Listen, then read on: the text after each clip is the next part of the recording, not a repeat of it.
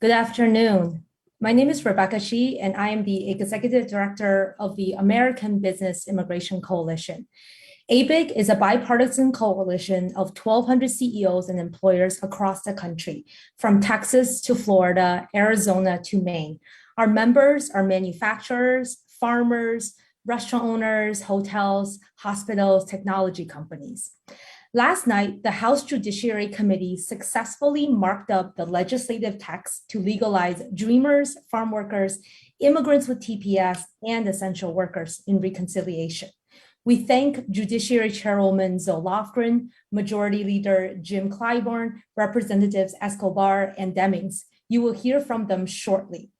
As a bipartisan coalition of employers facing acute labor shortage, we strongly prefer bipartisan solutions. But bipartisan solutions means that Republicans need to show up and play ball. But instead, they continue the politics of scapegoating immigrants instead of solutions that have wildly popular bipartisan support. That's why ABIC supports including immigration as part of the budget reconciliation. This morning, a new poll commissioned by the American Business Immigration Coalition and Venezuelan Alliance found that almost half of Venezuelan Americans in Florida say they would not support Rubio and Scott if they don't back permanent legal status. It is a wake-up call to Senator Scott and Senator Rubio in particular that a key constituency that they count as part of their election could be lost. The poll is a wake-up call to Republicans in general that swing states like Florida and their electoral future could be jeopardized by their head in the sand attitude. I'm honored to introduce ABIC co-chair and chairman of MBF Healthcare Partners and our leader in Florida, Mike Fernandez. Mike. Thank you, Becca, and good afternoon to all of you. As Becca said, my name is Mike Fernandez, and I'm chairman of MBF Healthcare Partners. I'm also co-chair of ABIC, American Business Immigration Coalition. As a bipartisan coalition of 1,200 CEOs and employers throughout the country, we strongly prefer bipartisan solutions. Most of us are business people. We understand the importance of working together. But despite our positive conversation with 41 independent Republican senators, none have stepped forward to co-sponsor existing bipartisan bills like the DREAM Act or the Farm Workers Bill. If reconciliation is going forward, adding immigration is the only vehicle in sight. Immigration belongs in budget reconciliation. Last week, 15 leading economists reported that legalizing the 11 million in the US would grow our GDP by 1.5 trillion, raise the annual wages of all workers, no matter what their ethnic group it is, by $600, and create more than 400,000 new jobs over the next decade. I personally know that this is true. I personally know and lived what it is to be an immigrant and contribute towards our nation. Marco Rubio and Ted Cruz, both senators, know this also to be true. Because you see, I was born in Cuba. I came here as an undocumented immigrant. Cubans at the time benefited from the most generous immigration policy we have used, and we have used this generosity as a group to build an economic powerhouse in South Florida. Mexicans will do the same, so do Venezuelans, Haitians, and Hondurans, and people from other parts of the country that are here and want to be part of our society and our nation. I was a Republican and became an independent because the GOP became a party that I no longer recognized. It became a party of fear. It became a party that attacked our dreamers, farm workers, the essential workers, to score purely political points. I've told mine and asked my Democratic friends to do everything possible to get immigration done through reconciliation. It is economically important, morally right, and politically smart to do so. Thank you. Thank you so much, Mike. I'm honored to welcome Angelica Salas to introduce the chairwoman, Zoe Lofgren.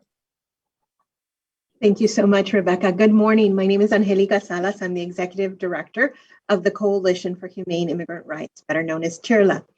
We are California's largest mass membership immigrant rights organization. Thank you, ABIC, for working with immigrant organizations to win a path to citizenship for our immigrant members. It is with incredible pride and deep gratitude for committed and courageous leadership that I have the honor to introduce Congressmember Zoe Lofgren.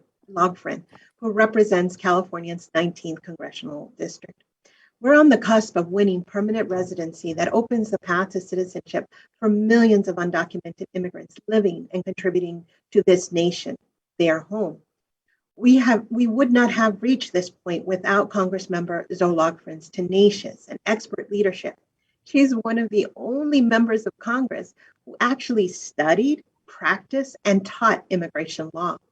There is no one who understands better how our immigration policy actually works and why its complexity and rigidness leave immigrants excluded from the American family. She knows better than anyone that including access to green cards in budget reconciliation can be done and has been done throughout our recent history, and it was supported by Republicans. She masterfully managed yesterday's markup hearing and moved us one step forward towards building back our country and building it back better, fully inclusive of immigrants who sacrificed life and health to keep this nation moving forward during this tragic pandemic. Now, I introduce to you our persistent and fearless champion, Congressmember Zoe Logfrin. Well, thank you so much, Angelica. We, as you know, started our Judiciary Committee markup around 10 a.m. yesterday and continued on until about midnight. We had 28 amendments, all of which were defeated on a strict party line vote. And that's because although immigration reform is bipartisan in the country, it is not bipartisan in the House Judiciary Committee.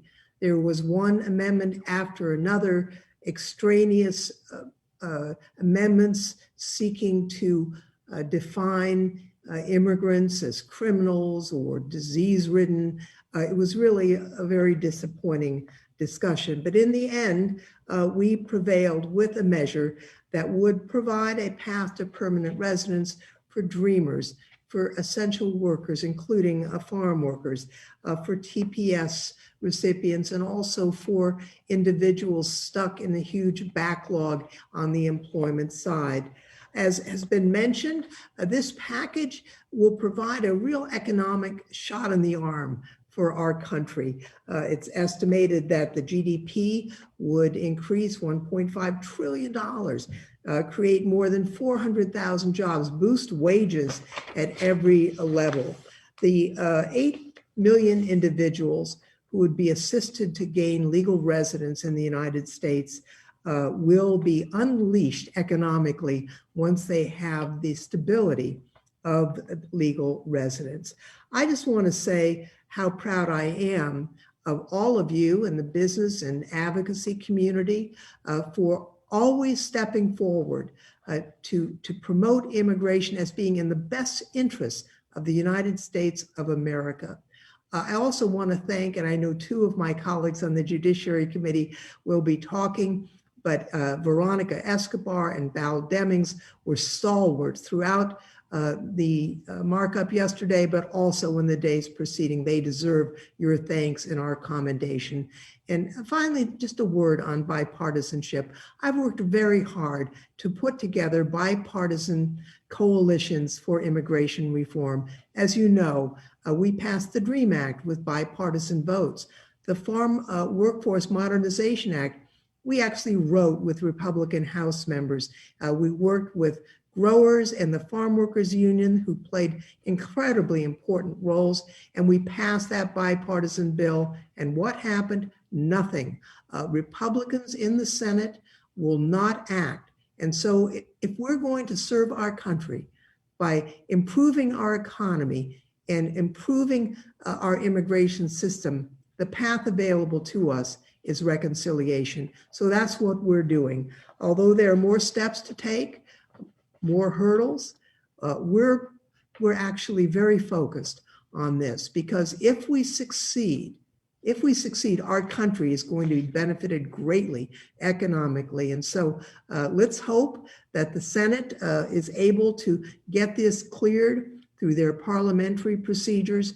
The House is ready to proceed. We've done so far, and I'm glad that our whip is here. What a marvelous leader he has been as well. With that, let me yield back to you and with thanks to the business community and the advocates for all you have done and all you are going to do. Thank you so much, Chairwoman, for your leadership, for your tenacity. It is my honor now to introduce the CEO of the South Carolina Small Business Association, Frank, to introduce our Majority Whip. Just a reminder to press on the call today. Please, we will have a Q&A at the end of this press conference, and feel free to type your questions in. Frank, you have the floor. Thank you very much. I am Frank Knapp, President and CEO of the South Carolina Small Business Chamber of Commerce that I co-founded 21 years ago. All we hear about today from small business is the labor shortage. How much worse will our labor shortage be if we deport all the dreamers, including the 800,000 DACA recipients, every one of whom has a job or is in school?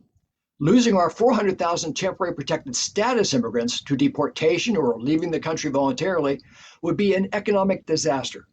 Both scenarios will reduce consumer spending, hurt small businesses, and decrease federal revenue. One way or another, the issue of immigration reform belongs in the budget reconciliation legislation. If we don't have the proposed reforms, the nation's labor problems will get worse. Federal revenues will go down, and federal programs to address the problem will cost more. Clearly, immigration reform will enable these immigrants to build a better life for themselves and their families that would generate more workers, more small businesses, and more federal tax revenue. For the business community, this issue is about growing our economy. Now it is my pleasure to introduce a fellow South Carolinian and friend for 3 decades, House Majority Whip James Clyburn. Thank you very, very much, Frank, for introducing and presenting me here today. And thank you so much for your long friendship and your commitment to the development and establishment in many instances of small businesses. I also want to thank my colleague Zoe Loffer.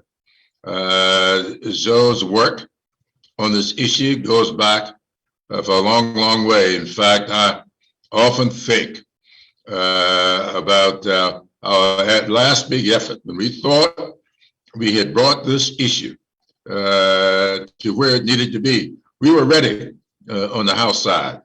And then all of a sudden, the conversations and the support in the Senate changed at the last moment, and we did not get this done. Now, I think that everybody knows that fixing this problem, this immigration problem, is a bipartisan issue. And we have had bipartisan support for it for a long, long time. But in recent years, it has become politicized to the extent that we cannot seem to get the Senate to cooperate with us. But we must keep trying. And I want to thank the members, all the people who negotiated this issue. It's clear the benefit to our economy. It will be if we do the dreamers and get protected workers on a pathway to citizenship. It would be some estimate $121 billion benefit to the GDP in the country, and that is a good thing. And so I want to thank you, Zoe, for continuing to keep up the good fight on this. Thank you, Frank, for all your work here in South Carolina and across the country. And thanks to the members of the Judiciary Committee and those people who are negotiating on all of these pieces under reconciliation to make this a part of our infrastructure package, the human infrastructure side of our infrastructure package, so that we can get this issue behind us once and for all. So thank you so much for allowing me to be here with you. And thank you for what I know you're going to do between now and next week this time to get us where we need to be when we get back for the votes. Thank you, and now you're back. Thank you so much, Majority Leader, for your leadership. for your tenacity on this issue. I am honored to welcome the president of the United Farm Workers, Teresa Romero. Teresa, you have the floor. Thank you very much, Rebecca. Thank you. My name is Teresa Romero, and I'm the president of the United Farm Workers. As the nation went into lockdown and many Americans sheltered in place and performed remote work, farm workers, officially classified as essential by federal, state, and local governments, showed up to work. Under the deadly pandemic, and as life-threatening heat waves and toxic wildfire smoke kept the public indoors and in climate-controlled spaces, farm workers continue to show up to work. They are the first responders that safeguard the harvest, a job they perform with the utmost urgency and dignity to feed their loved ones and sustain the nation's food security. Many struggle with the irony of essential worker designation, wondering how they could be essential, yet be subject to removal from this country and ineligible for support during this pandemic, even though they're low-wage essential workers. Farm workers feed us. And during the pandemic, farm workers did not ask if they were harvesting for Democrats and Republicans. They feed us all. These brave men and women who feed all of us and are the backbone of the agricultural industry must be protected. They deserve the opportunity to apply for legal status. Estos valientes hombres y mujeres que son alimentados y nos alimentan a todos y que son la base de la industria agricultora deben ser protegidos. Ellos merecen la oportunidad de solicitar un estatus legal. In 2019 and again early this year, we worked with Representative Lofgren, farm workers, agricultural employers, and Republican members of the House to develop and pass the Farm Workforce Modernization Act. It passed the U.S. House of Representatives in 2019 and earlier this year, each time with strong bipartisan vote. But the Republican-led Senate did not act last year, and Republican senators are now joining Republican House members this year in moving bipartisan legislation. So last month, the UFW and the UFW Foundation launched our Take Our Jobs campaign, asking all 100 senators to work a day in the fields with farm workers as immigration action awaits. It is time. We need action, and we need it now. The House and the Senate must use their full power to deliver legislation for farm workers, dreamers, TPAs, recipients, and other essential workers on the reconciliation package. We know Representative Lofgren and this wonderful coalition today will help make sure that we succeed. Thank you. And now, joining us next is my honor to introduce Representative from Texas, 16th District, Veronica Escobar. She has been a fierce and a relentless advocate for immigrants in this country. She was a strong and vocal opponent of pro-family separation policies. Growing up, she knew the realities of agricultural communities, and she has continued to meet with farm workers to truly understand the issues they face. Congresswoman, thank you for joining us, and sí se puede. Teresa, buenas tardes. Thank you so much for your introduction. And I want to take this moment to thank all of our advocates for the incredible, relentless, dedicated, dogged work that they've done in order to make sure that this issue remains a priority for Congress. I know today has been a long time coming. We've got a lot of work ahead, but we do need to celebrate what we did last night to advance the legislation through reconciliation. I also want to acknowledge and thank all of my colleagues on the House Judiciary Committee who voted in favor and through that very long 14-hour markup remained committed to seeing this through, with a special thanks to Chairwoman Lofgren, who absolutely was masterful. Someone described her as masterful early on in this press conference, and she truly was in the way that she led our hearing and led our committee to ensure that we beat back against misinformation and that we uplifted the facts. And here are the facts. By passing our component of immigration out of committee last night, by placing it into reconciliation, what we are doing is we're providing permanent residence for America's dreamers, temporary protected status holders, and essential workers giving them a pathway to citizenship. And what that will do for our country is open up our economy. We've seen not just the tragedies surrounding the pandemic, the impact that it's made to the health of our family members, our friends, our neighbors, our country, but we've also seen the economic devastation. And as we recover from the pandemic, as we hopefully will soon put it in the rearview mirror, the more Americans who get vaccinated, the more that will become a reality. We've got to get our economy back on track as well. And we've done a great job so far with all of the packages that have sustained and helped people survive through the pandemic. But by building back better with immigrants, we are going to see them contribute an added $149 billion of spending power every single year. That would result in an additional $39 billion in combined federal payroll, state, and local taxes. We are going to see a cumulative $1.5 trillion impact to the US GDP over a decade. 400,000 new jobs, a reduction to our national deficit, increased wages. We are going to see our economy finally recover in a way that is inclusive and provides dignity to all. It really, truly is one of the best ways for us to rebuild our country. It is in our self-interest that we do this, and I'm so proud to be a part of this effort. Thank you. Thank you so much, Congresswoman, for your leadership. And we are honored to be joined by Congresswoman Val Demings of Florida.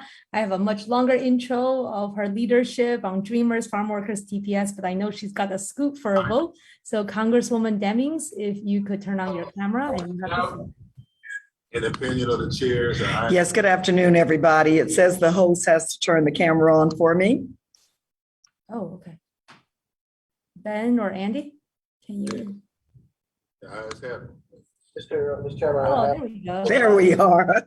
Well, let me say good afternoon to all of you and let you know what an honor it is for me to join our amazing partners and my amazing colleagues, Majority Whip Clyburn, Representative Zoe Loughran, and Representative Escobar.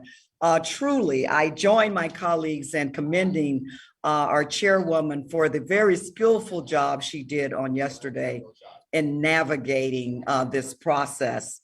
I want to thank you all for the opportunity to continue to build a stronger, safer, better, and most prosperous nation. How long have we talked about repairing our broken immigration system in this nation of immigrants? The reforms we passed out of committee on yesterday, well, actually early this morning after 14 hours of debate, are an investment in America, an investment in America's future. Immigrants contribute their time, talent, and treasure to our great country, a country that we love and a country that we call home. Let's talk about Florida. Immigrants contribute $100 million to Florida's economy. An analysis of the Dream and Promise Act and the Farm Workforce Modernization Act found that Florida's economy would receive a boost of $12.2 billion. Our current plan would do even more. Dreamers, TPS holders, and essential workers matter. 1 in 4 working Floridians are born in another country. Florida has more residents on agricultural visas than any other state. Let's ask Florida farmers about the workers who plant, cultivate, and harvest their crops. 1/3 of Floridians who are self-employed are immigrants. Immigrants are our doctors, our nurses, our healthcare workers, who are there for us and our families every day, but have certainly gone above and beyond during the last year and a half during this public health pandemic. Immigrants are our first responders, our essential workers, those who are there when we need them the most. There are small business owners, that diner, corner market, or coffee shop that we just can't do without. Immigrants are our veterans, protecting and defending our great nation, and some, as you know, have paid the ultimate sacrifice. Immigrants are our neighbors, our friends, our children and grandchildren's friends, and our co-workers. The reforms we passed out of committee are expected to add $1.5 trillion to Americans' economy, create hundreds to thousands of jobs, and decrease the federal deficit. We'll be continuing to vote yes to growing our economy. I'll be voting yes to the prosperity of our nation. I'll be voting yes to investing in America's future. Again, thank you all so very much. Thank you for the amazing work that you do, and I'm so honored to be a part of it. Great. Thank you so much, Congresswoman Demings. I'm going to bring back, Ben, can you start my video again? Or Andy? Since I cannot start a video. Okay, there we go. I'm going to bring back the panelists who are able to stay with us. I have a question, three questions from the press. What will be Plan B if the Senate parliamentarian rules against inclusion of immigration and reconciliation? I will direct this question to Congresswoman Lofgren or Whip Clyburn, if you're still with us. Go ahead, Congresswoman. First, let me say that we're very hopeful that the Senate parliamentarian will approve this package. As you know, she's asked for additional information, which will be provided later this week. But this would not be the first time that immigration-related measures have been included in a reconciliation package. For example, visa recapture provisions have been included in the past. The question is, would these measures have an economic impact that's less than just incidental? And obviously, that is the case. Now, should there be a concern about the package that we've put together, we have additional ways to structure the relief that we would then be able to present to her. But we think the package that we have and that we acted on last night is sound. It covers the bases that needed to be covered, and we're very hopeful that it will be accepted by the parliamentarian. Great, thank you so much for that, Chairwoman. Majority Leader, are you still with us? Okay. Yeah, I don't know what's going on. Go ahead, Majority Leader. Someone, I'm being, it says that I cannot start the video. Okay. The host has stopped it. So Andy, can you start the Majority Leader's video? it's the whip, though. Oh, Majority Whip. Okay, okay, very good. I'm sure that Stanley supports this effort as well. But I agree with Zoe. She's been on this issue for a long, long time. I cannot think of anything. If you're talking about $121 billion per year contribution to the gross domestic product, that says to me that it qualifies for reconciliation. What we're trying to do is making sure that, as she said, that the economic impact is something beyond incidental, and that is way, way beyond incidental. So I'm holding out hope that we will get this favorable decision from the parliamentarian. That's great. Thank you so much, Majority Whip. The other question is from Florida National News. Just curious, how was the 100 million figure in the economic spending power by Dreamers and Immigrants calculated, or which source reported it? So this came, Melissa, this came from a study by the nation's 50 leading economists. So Jibby will share that with you shortly. Thank you for your question. And I don't see any more questions. I am very honored to introduce our Deputy Director, Rovika Rajkachun, to give us a call to action. And thank you all very, very much, especially our honored elected leaders, for joining us today. Rovika? Thank you, Rebecca, and thank you so much for all of your leadership at ABIC and in our field. As Rebecca mentioned, I am ABIC's Deputy Director, and I'm here to close us out today. I just wanted to take this last opportunity to remind everyone that immigration reform belongs in reconciliation. It is urgent and bipartisan. Immigration reform would address our country's need for labor, create jobs for Americans, and grow our economy. The economic benefits are undeniable. A path to legalization would increase US GDP by $121 billion annually and add $30 billion in local, state, and federal taxes. I'm also here as a testament to this fact as a formerly undocumented immigrant. We urge the public to please call their members of Congress to vote in favor of immigration in budget reconciliation. This is the year we get it done. No excuses. Thank you for your time today.